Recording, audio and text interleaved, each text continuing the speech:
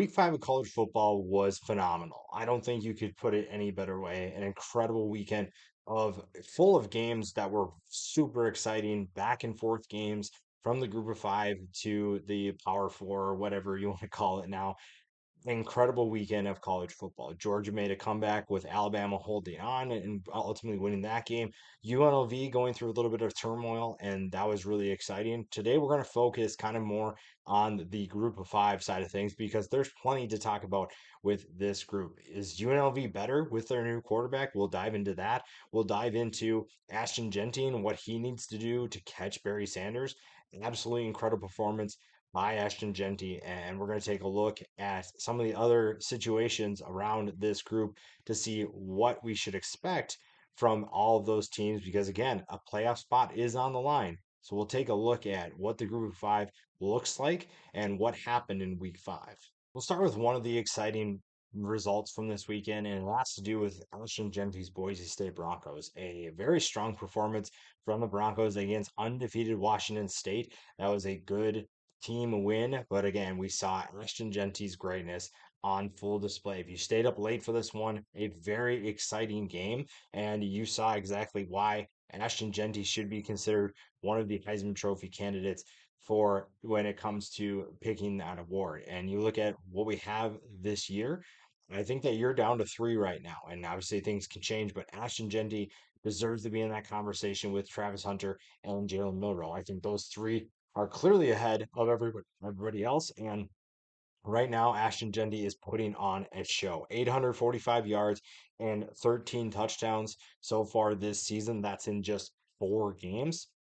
And he is averaging right now 10.3 yards per carry. 10.3. His worst game in terms of yards per carry was 7.7 against the Oregon Ducks. This is a guy who makes teams look like JV teams. I think we've seen that commented quite a bit. And you're looking at a guy who's an absolute wrecking ball when he has the football in his hands. Now, when you look at what he has done so far, the question of quality of competition could be brought up, but he also made Oregon look ridiculous, and the Ducks are still a college football playoff contender. So I don't really think that that has anything to do with it. I think that Ashton Jeanty is just that good, and he was really fun to watch. Washington State had no answer for him, and really nobody's had an answer so far through 4 games. And his performance right now is on pace to break some serious records. Now, when everybody talks about running the football, Barry Sanders holds that top mark. He is one of the best running backs we've ever seen in the sport of football, and he is going to be one of those guys that you're going to get comparisons to. Now, these do not run the same way. They do not play the game the same way. But that being said, their numbers are going to be fun to pay attention to. Now, Barry had his year in 1988 where he ran for over 2,600 yards and 37 touchdowns. Ashton Jeanty through 4 games has 845 yards. That means that he's 1,783 yards away from Barry Sanders, and that's just a tie, 24 touchdowns away from Sanders. And with 13 touchdowns in 4 games, he is well on his way to potentially breaking those records. That would be an absolute incredible pace, and he's doing it pretty efficiently. It's not like he's getting 40 carries a game, which I don't think that Boise State wants to do in the first place. But he is doing some things that we have not seen. We have not seen a player like this in a long time take over games like this. And again, he is breaking tackle after tackle. His offensive line is doing a pretty good job as well, but he is breaking tackle after tackle, making guys look ridiculous.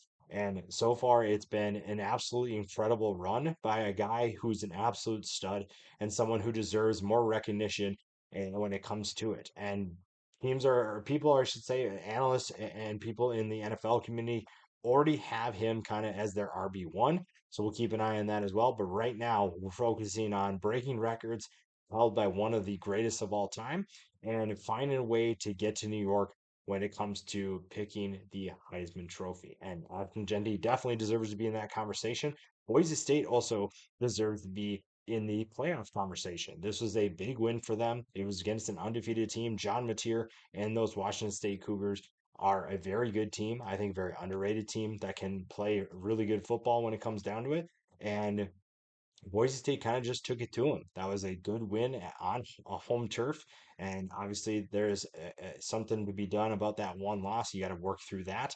But Boise State has their sights set on something bigger. And Ashton Jeanty wants to add to that, but he also is going to have some individual accolades in the process. Now, we talked about those UNLV Rebels and what happened. The Matt Sluka situation obviously is well documented. I don't think we have to dive into that any bit more.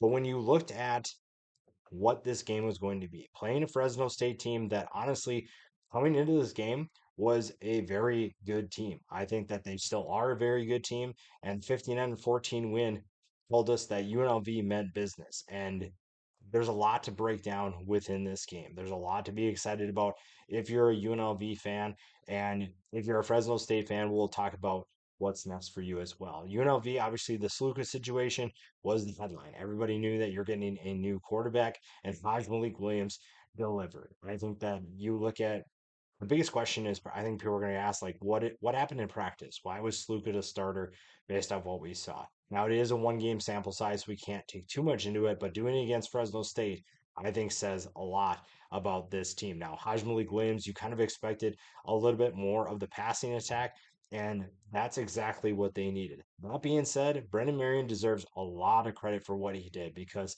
you still found a way to run the football. Williams averaged almost 10 yards a carry, had 12 carries for 119 yards and one touchdown, completed 13 of his 16 passes for 182 yards and three touchdowns. Biggest thing, though, and I talked about this in the preview of this game, was getting Ricky White more involved. How do you do that? And with a new quarterback, you kind of expected the passing attack to take off a little bit more. And obviously, if you've been paying attention to social media, you knew that Ricky White was ready for this opportunity. It sounds like Williams was a better fit for what the passing attack wanted to do, gives them a little bit different dynamic. It allows them to throw the football a little bit more. Ricky White, 10 catches for 127 yards and two touchdowns. Getting him involved is going to be huge for UNLV if they want to win the Mountain West and make the college football playoff. That is going to be a very important thing for them. Now, Brad Marion deserves a lot of credit. I tweeted this out earlier this week, or last week, I should say. I still trust Brennan Marion to get this team where they need to go. It does not matter who the quarterback is. Obviously, you want to have a good quarterback, but there's a reason why you brought Sluka and Williams in. And you knew that both of them were talented, and putting them in a Brendan Marion system is going to yield some really good results. And this obviously was no exception. 59 points, 450 yards.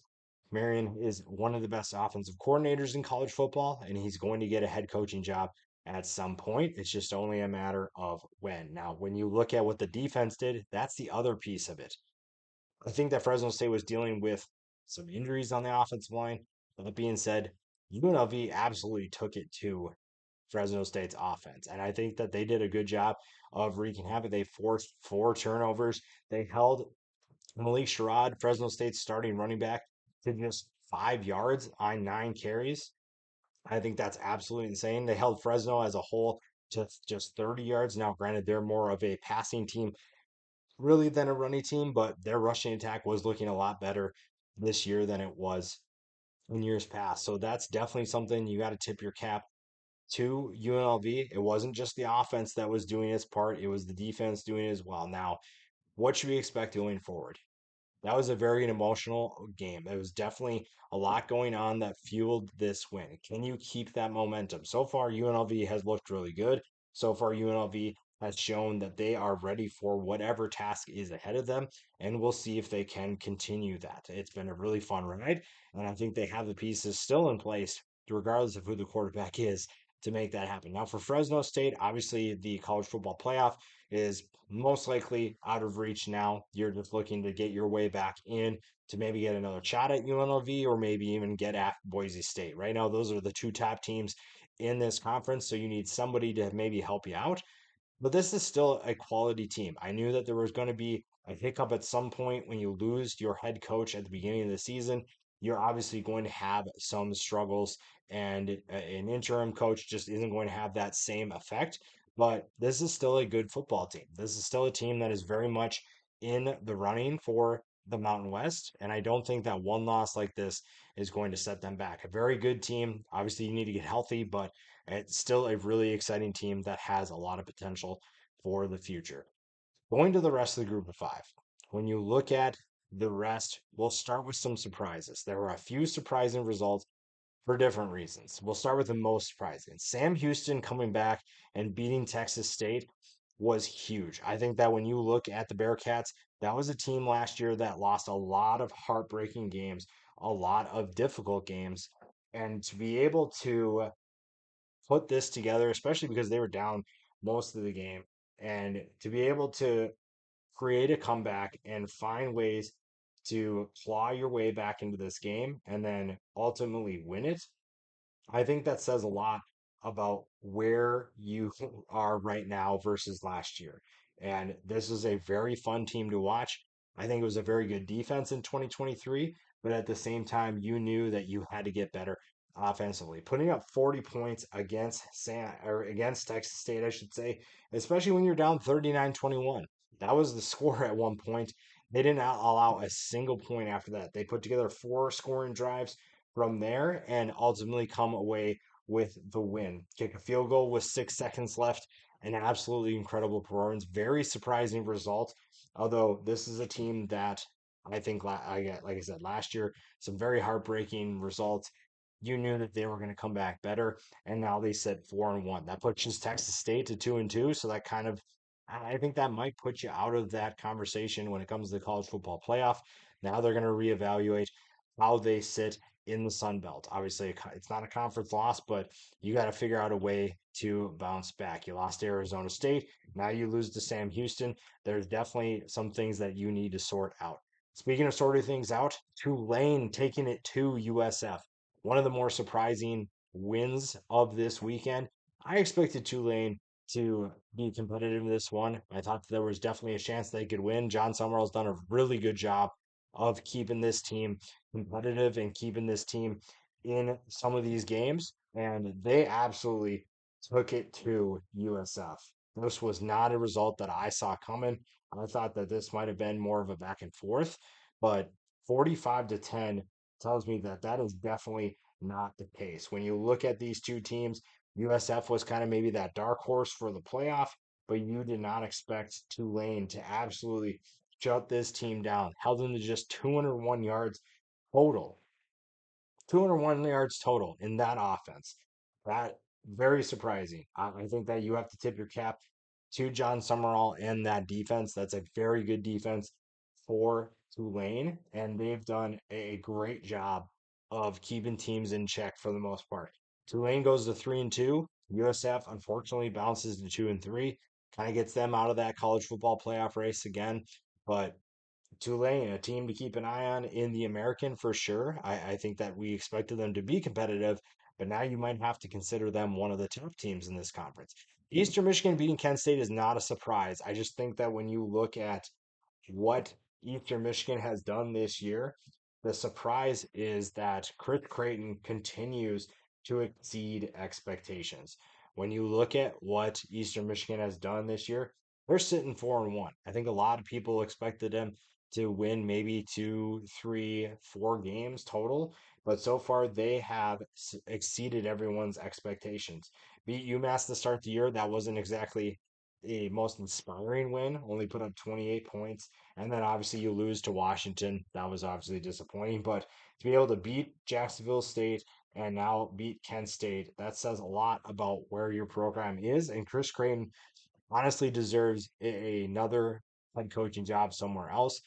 If he wants to stay at Eastern Michigan, he obviously has a good thing going, but that surprise continues to be Eastern Michigan's ability to continue winning football games. I think another surprising win for some people was Old Dominion beating Bowling Green. This is a Bowling Green team that had Texas A&M on the ropes, and that was a much better team, I think, than a lot of people expected. However, I kind of felt that there was going to be a letdown. To be able to play Texas A&M so close, you probably put so much effort into that. I thought that Old Dominion might have a chance to surprise teams. just because they've had so many close losses this year, and they did find a way to beat Bowling Green 30-27. Now let's go to the playoff race. The rest of the teams that are in the playoff race, these aren't teams that are less significant than the teams we talked about, but these are the teams that are in the playoff race. Louisiana going to Wake Forest and pulling off the win. Absolutely incredible. 41-38 on the road. Hat tip to those guys there after coming off a tough loss to Tulane, a close loss, if you will, to Tulane. You kind of maybe expected a little bit of a letdown, but they were ready to go. They were definitely prepared for everything that Wake Forest was going to throw their way, and they find a way to win by three on the road. Again, a very, very incredible performance. And they were in this the entire game. They did not fall behind and make a comeback. They just fought and clawed their way through, and they found a way to win. James Madison appears to be almost just a wagon at this point. Just absolutely thrashing teams at this point. Ball State obviously is not very good, but James Madison is doing some really incredible things under Bob Chesney. 4-0 after that incredible win, that surprising, shocking win at North Carolina, the 70-50. This is a team that means business. Alonzo Barnett has been one of the biggest surprises in college football this year, a name that people probably don't know as much as maybe they should, but he is someone that's going to be really exciting. And James Madison has their sights set on the college football playoff. Navy won 41-18. That Navy team is going to be really fun to watch. So is Army. Army did not play this weekend, but this is a team in Navy that's been really good. UAB, a little bit more of a disappointment. UAB feels like they're going to have a new head coach when the year is all done, and the Trent Dilfer experience just hasn't been what they thought. I think that the previous regime did everything they could to keep UAB in that conversation, and so far, Trent Dilfer just not exactly ready for that kind of an opportunity. Liberty and App State could have been a really interesting game. I think when this preseason started, we thought that was going to be a potential playoff implication game, but that game got canceled because of the hurricane. So Liberty remains undefeated. App State's kind of on the way down right now. So Sean Clark's job is in question, but that's still a Liberty team that could make the playoff. They obviously need some help, but that was a game that maybe could have boosted their confidence, boosted their resume a little bit. Memphis with kind of a boring win over Middle Tennessee, 24-7. Felt like they had that game pretty much in hand for most of the game, but you never really felt them pull away, and it was just kind of they did what they needed to do. Memphis coming off that tough loss to Navy, they're still trying to again, they're trying to win the American, and they still can be in that college football playoff race. They just kind of took a step back with that loss to Navy, and maybe they're just avoiding the hangover from that game. But a 24-7 win, not exactly exciting, but they win nonetheless, and sometimes that's all you need to do. But it's been a really fun year for the group of five. Now you have the playoff on the line. That makes things so much more interesting, so much more exciting for these kinds of teams. And I'm curious to see what you all think of your teams or any of these teams. Who is the favorite? Do you think Ashton Jeanty deserves to be in the playoff or the Heisman conversation? Who is going to be the representative from the group of five? There's a lot of things to sort out, obviously, and it's going to be really fun to see what plays out and which one of these teams ultimately makes it to the college football playoff and how they ultimately do.